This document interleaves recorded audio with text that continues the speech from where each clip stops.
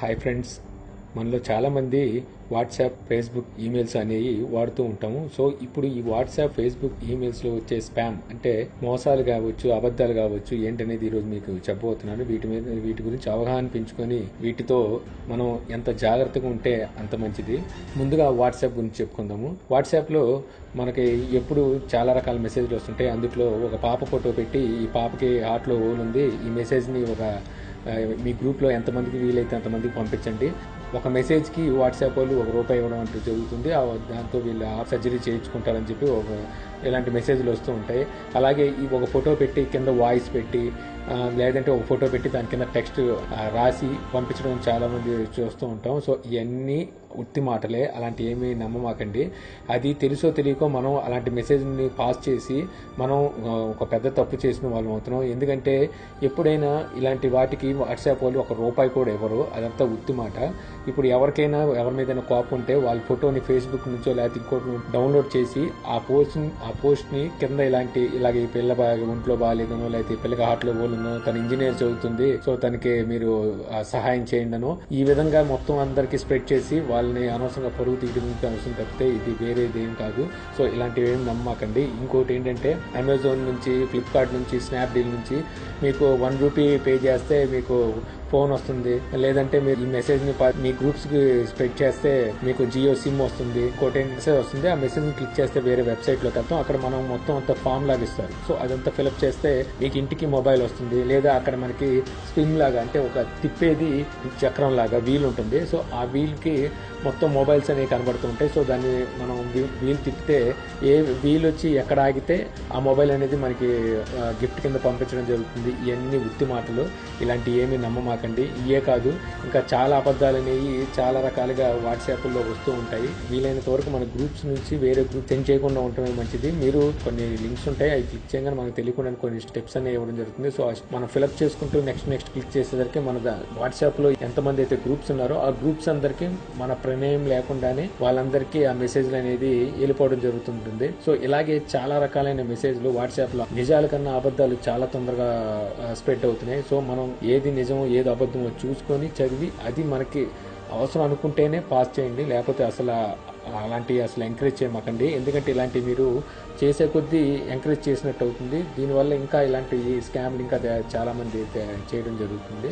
So అందుకని ఇలాంటివన్నీ avoid చేయండి. తర్వాత ఇంకా ఫేస్బుక్లో చూద్దాం. ఫేస్బుక్లోకి వచ్చేసరికి మనకి ఒక అడల్ట్ పిక్చర్స్ అంటే ఫారెన్ వీడియో టైప్లో ఒక ఇమేజ్ కనబడుతుంటుంది. సో అదేంటో అని చెప్పి ఆతృతో చాలామంది క్లిక్ చేస్తుంటారు. సో క్లిక్ చేయగానే అక్కడికి వెళ్ళిన తర్వాత అక్కడ వేరే లింక్ ఇవ్వడం జరుగుతుంది. వేరే పేజ్లోకి వెళ్తాం. అక్కడ నుంచి ఒక పేజ్ని లైక్ చేయండి, లేదా ఈ వీడియోని షేర్ చేయండి, లేకపోతే ఇంకోటి ఏదో ఉంటుంది. సో ఏది చేసినా సరే వెంటనే ఇమీడియట్గా ఆ వీడియో తాలూకా ఏదైతే మీరు ఫస్ట్ చూసిన పోస్ట్ ఉందో ఆ పోస్ట్ మీకు ఎంతమంది అయితే గ్రూపులు ఉన్నారో లేకపోతే మీ ఫేస్బుక్లో ఫ్రెండ్స్ అందరికీ మీకు తెలియకుండానే షేర్ వెళ్ళిపోతుంది. దీనివల్ల మీ రిలేటివ్స్లో, మీ ఫ్రెండ్ సర్కిల్లో మీ మీద చెడు అభిప్రాయం అనేది కలుగుతుంది. అందుకని ఇలాంటి వీడియోస్ కానీ, ఇలాంటి ఏదైనా అడల్ట్ కంటెంట్ సంబంధించినవి కానీ, ఇమేజెస్ కానీ ఏది వచ్చినా సరే క్లిక్ చేయమాకండి. మెయిన్ క్లిక్ చేయకండి. క్లిక్ చేయకుండా ఉంటే చాలు. ఇంకోటి వచ్చేసరికి కొత్తగా ఎవరైనా పేజ్ ఫేస్బుక్లో కొత్తగా క్రియేట్ చేస్తే వాడు ఒకేసారి ఒక 100 ఐఫోన్లను లేకపోతే 100 మొబైల్స్ అని ఏదో ఒకటి పెడతాడు ఒక ఇమేజ్. చాలా మంది నాకు అర్థం కాదు ఏంటంటే ఎలా నమ్ముతారో అర్థం కాదు. వాడు ఏమంటాడంటే ఈ ఇమేజ్ ని క్లిక్ చేసి, లైక్ చేసి, షేర్ చేసి మా పేజ్ ని లైక్ చేయండి, మీ ఫోన్ నెంబర్ కింద కామెంట్ బాక్స్ లో రాయండి, మీకు మేము మొబైల్ పంపించేస్తూ ఉంటారు. అసలు మీరు ఇవన్నీ చాలా ఉత్తునే వాళ్ళ పేజ్ కి లైక్స్ రావడం కోసం ఈ ఇమేజ్ ని షేర్ చేసి వాళ్ళ పేజ్ కి లైకర్స్ ఎక్కువగా, ఫాలోవర్స్ ఎక్కువగా రావడం కోసం ఇవన్నీ చేస్తారు.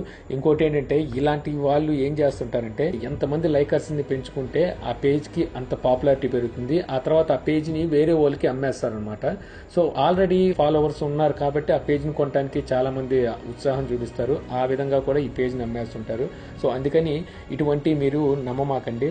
ఇక ఈమెయిల్స్ సంగతి చూద్దాం. ఇక ఈమెయిల్స్ లో వచ్చేసరికి స్పామ్ మెయిల్స్ అనేవి చాలా వస్తుంటాయి మనకి. అందులో మెయిన్ గా మనకి సిటీ బ్యాంక్ క్రెడిట్ కార్డ్ అనో లేకపోతే SBI క్రెడిట్ కార్డ్ అనో మీకంటూ ఇవ్వడం జరుగుతుంది. మీరు జస్ట్ ఈ లింక్ క్లిక్ చేసి ఇక్కడ డీటెయిల్స్ అనేది ఫిలప్ చేయండి అని చెప్పి ఇస్తుంటారు. మీరు పొరపాటున అయినా సరే ఆ లింక్ క్లిక్ చేసి అక్కడ మీ డీటెయిల్స్ అనేవి ఇవ్వమాకండి. అలా ఇచ్చినట్టయితే మీ అకౌంట్ని హ్యాక్ చేయడం జరుగుతుంది. సో మీకు అలాంటి మెయిల్ ఏమైనా వస్తే ముందు ఒకసారి బ్యాంకుకి కాల్ చేసి కన్ఫర్మ్ చేసుకోండి. అలా కాకుండా ప్రాంక్ కాల్స్ వస్తుంటాయి. సో ఈ ప్రాంక్ కాల్స్ కూడా అస్సలు మీరు మాకండి. ఎప్పుడైనా సరే కాల్స్ వస్తే కాల్స్ లో మీకు లాటరీ తీసాం, మీ లాటరీలో మీ నెంబర్ తగిలింది, మీకు 2000కి 10,000 మొబైల్ ఇవ్వడం జరుగుతుంది అని చెప్పేసి వాళ్ళు చెప్తుంటారు. అలాంటివి కూడా అసలు నమ్మమాకండి. ఇంకోటి, మీ క్రెడిట్ కార్డ్ లిమిట్ అనేది పెంచడం జరుగుతుంది, అందుకని చెప్పి మీ క్రెడిట్ కార్డ్ డీటెయిల్స్ ఇవ్వండి అని చెప్పేసి ఇంకొన్ని ప్రాంక్ కాల్స్ వస్తుంటాయి. సో అలాంటప్పుడు కూడా ఎప్పుడు అసలు అలాంటి చోట మీరు క్రెడిట్ కార్డ్ డీటెయిల్స్ కానివ్వండి, బ్యాంక్ డీటెయిల్స్ కానివ్వండి, అన్నోన్ పర్సన్ ఎప్పుడైనా కాల్ వచ్చినప్పుడు వాళ్ళకి అసలు ఆ డీటెయిల్స్ ఇవ్వకండి. ఎందుకంటే బ్యాంకు వాళ్ళు ఎప్పుడు ఈ డీటెయిల్స్ అనేది మిమ్మల్ని అడగరు. ఒకవేళ ఇలాంటిది ఏమైనా ఉంటే మీకు కాల్ చేసి దగ్గరలో ఉన్న బ్యాంకులో మీ డీటెయిల్స్ సబ్మిట్ చేసి అప్డేట్ చేసుకోమని చెప్తారే కానీ వాళ్ళు ఫోన్లో ఎప్పటికీ మీ అకౌంట్ డీటెయిల్స్ ఎప్పుడు అడగరు. అందుకని ఎవరికి మీ పూర్తి అకౌంట్ డీటెయిల్స్ అనేవి ఎవరికి ఇవ్వమాకండి. అలాగే ఇప్పుడు వీటన్నిటిని కట్టడి చేయడం ఎలా తెలుసుకోవడం అనేది మన విచక్షణ మీద ఆధారపడి ఉంటుంది. ఏది నిజం ఏది అబద్ధం అనేది మనమే తెలుసుకోవాలి. ఒక పోస్ట్ కానీ లేదంటే ఒక మెసేజ్ కానీ మన దగ్గర వచ్చినప్పుడు అందులో ఎంతవరకు నిజం ఉంది అనేది మన విచక్షణ మీదే ఆధారపడి ఉంది. మనం ఒకసారి దాన్ని అనలైజ్ చేసుకొని ఆలోచిస్తే అందులో ఎంతవరకు నిజం ఉందనేది మనకు ఈజీగా అర్థమైపోతుంది. మనకు అంత టైం ఉండదు. జస్ట్ పోస్ట్ చూసామా వెంటనే నిజం ఉంటే ఉండొచ్చామని గబుక్కుని షేర్ చేస్తాం. ఎట్టి పరిస్థితులు అది చేయమాకండి. మెయిన్గా మీరు చేసేది వాట్సాప్లో ఒక ఫోటో పెట్టి కింద మెసేజ్ ఇస్తారో, లేకపోతే ఒక ఫోటో పెట్టి కింద లేడీ వాయిస్ కానీ ఒక జెంట్స్ వాయిస్తో కానీ ఫొటోస్ సెండ్ చేయడం జరుగుతుంది. అటువంటి అలాంటివి మీరు అస్సలు షేర్ చేయకండి. మీరు అలాంటివి షేర్ చేసి అనవసరంగా వాళ్ళు చేసే తప్పులు మీరు పాలు పంచుకునే వాళ్ళు అవుతున్నారు. అటువంటి పని ఏం చేయమాకండి. వాట్సాప్ నుంచి ₹1 కూడా ఎవరికి వెళ్ళదు. ఎవరి మీదైనా కోపం ఉంటే వాళ్ళ ఫొటోస్ని ఇలాగ పెట్టి వాళ్ళని అనవసరంగా వీధిలోకి లావడానికి చేసే పనులే తప్పితే ఇందులో ఎటువంటి ఉపయోగం లేదు. ఒకసారి ఎప్పుడైనా మెసేజ్లు వస్తే ఆ మెసేజ్లు మీరు పూర్తిగా చదివి అసలు అందులో ఎంతవరకు నిజం ఉందో చూసుకొని అవసరమైతే నవ్వుకొని వదిలేయండి. కానీ అసలు మీరు ఇలాంటివి అనేది పాస్ చేయమాకండి. అసలు ఈ వీడియో కనుక మీకు నచ్చినట్లయితే లైక్ చేసి షేర్ చేయగలరు. అలాగే మీ సలహాలు సూచనలు ఏముంటే కింద కామెంట్ బాక్స్లో ఇవ్వగలరు. జై హింద్.